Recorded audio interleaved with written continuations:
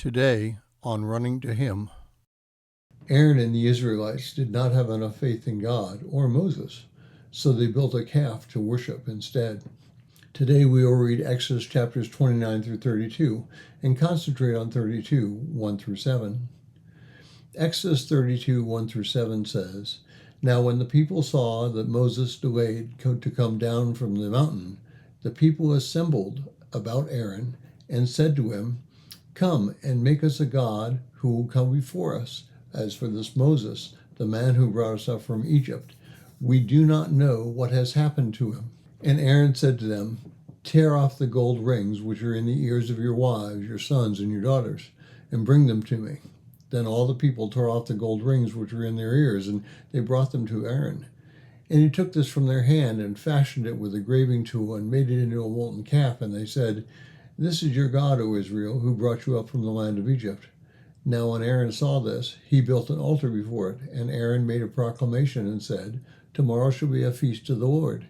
So the next day they rose early and burnt offerings and brought peace offerings, and the people sat down to eat and to drink and rose up to play.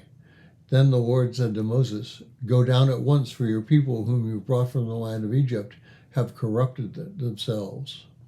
Now, at this point in the story, Moses had been on Mount Sinai receiving the 10 Commandments and the instructions on how to build the tabernacle.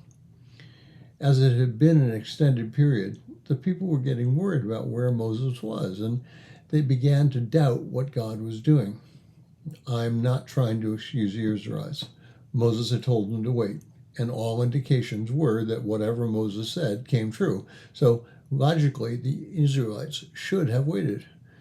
But think of our own lives today. Our cell phones have applications so that we can see where somebody is, and you can see whether or not they're moving.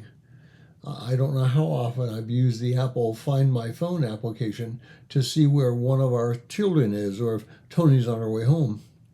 The Israelites had nothing like that, but they had God's promises, and they experienced that Moses did what he said he was going to do. So, how much do we trust God for our experiences? If we're struggling with a problem or waiting for an answer to prayer, do we second guess God and convince ourselves that God is answering our prayers when he's really saying, "Wait on me"? Waiting is probably the hardest thing to do in our relationship with God. How we respond points out how we feel about that relationship with him. And let's look at it another way. Was Moses wondering what was going on down at the Israelite camp?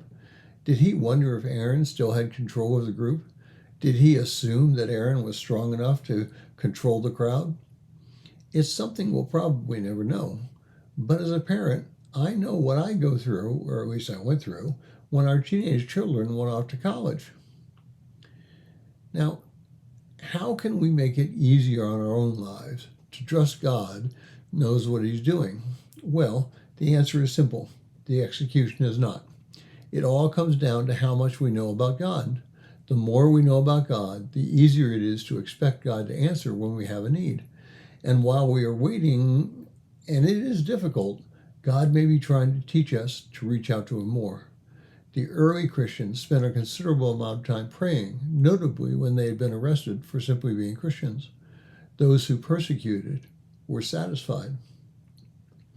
But we do not have to go it alone. Those in our community are willing to lift us up in prayer.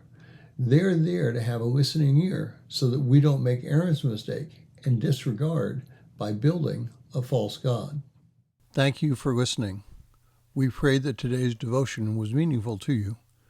We would love to hear from you. You can use either Facebook or YouTube to like, subscribe, share, and tell others about us.